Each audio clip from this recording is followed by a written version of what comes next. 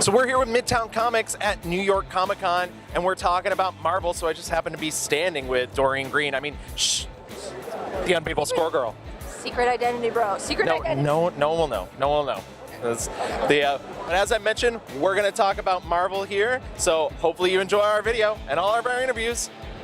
Amazing Spider-Man, read the latest issue. Very emotionally intense issue. It's a positive thing. It's a very stressful issue. Very high intensity. No, we charged you $1 extra and we gave you stress. Stress, but also an extra backup story.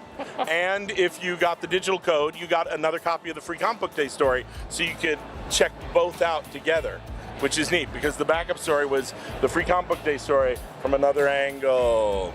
It was neat. Stressful is good though because it means you care, you're emotionally connected, and it was a very intense issue. It means we wrote a comic where we wanted to hurt you. We wanted you to feel, we want all the feels. Mission accomplished. Yay, I'm so happy. Post the edge of the Spider-Verse and everything, was it you that went to Marvel and was like, I have this great idea for Spidey 2099? Did they come to you? Because I know you did the original. Yeah, well, because you did the original run. Right. Was it you that were like, oh, I would love to come back and write a new ongoing, or? Oh no, absolutely not. I mean, I knew that Dan Slott had brought him back. I did not get word of this in advance. I just knew about it because I read the comic, and I went, oh, Miguel's back. Okay, well, that's nice. And what happened was Steve Wacker was leaving Marvel editorial, and he wrote a goodbye letter to the fans.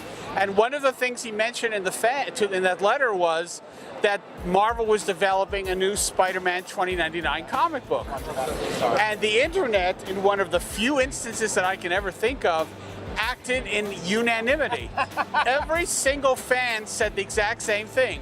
I would totally buy a Spider-Man 2099 comic book as long as Peter David was writing it.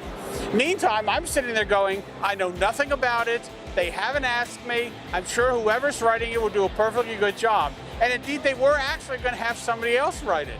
But the reaction among fandom was apparently got people at Marvel to go, you know, we really should have Peter David write it.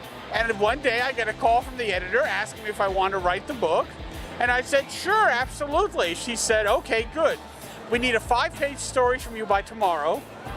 And we need the first issue by Monday at the latest. And this is Thursday. And I said, well, when is this book coming out? She said, July. And I said, July? It's May. And she said, yes, you're really late. You have had quite the year. You're incredibly busy, first off, because you came off Standoff, and then the first thing you did was, you know, ruin Captain America for everybody, as commonly known. So what's next? Because the craziest revelation we had in the last issue of Steve Rogers is that he has been manipulating all of Civil War II. I mean, how do you plan something like that when there's such a massive event going on? Well, I mean, a lot of credit and thanks go to Brian Bendis, who, you know, we worked pretty closely to find openings where Steve could have been manipulating things behind the scenes. So that was a lot of fun, and there's more of that to come still. So, you know, it's been great to. We always said that one of the best things about this Steve story is really that every time you see Steve pop up in another book, every time you see Steve, you know, with another character, you know that character is in danger, that character doesn't know the full story. And so we got to play with that in a big way during Civil War II, and that's great. How did you get involved? Like, what was the original pitch for Squirrel Girl and why? So our editor, Will Moss, basically emailed me and said, if you were to write a Squirrel Girl book, what would it look like? Hypothetically speaking, and I was like, I think I see what's going on here. So at the time, I only knew a little bit about Doreen Green, and I took the weekend, I read all I could about her, and by the end of that weekend, I knew two things. I knew I really wanted there to be a Squirrel Girl book, and I knew that I really wanted to be the guy writing it. So I sent in my pitch for the story, and luckily they accepted it, and I was like, woo! And so I got to start doing this book with Erica.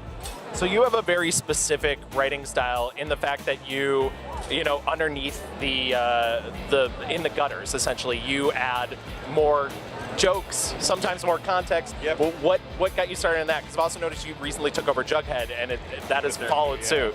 I like the idea of like literally cramming jokes into the margin, because I think we can all agree that comics is not the most inexpensive hobby in the world, and so trying to make a book worth the cover price, you want to make it as contentful as possible.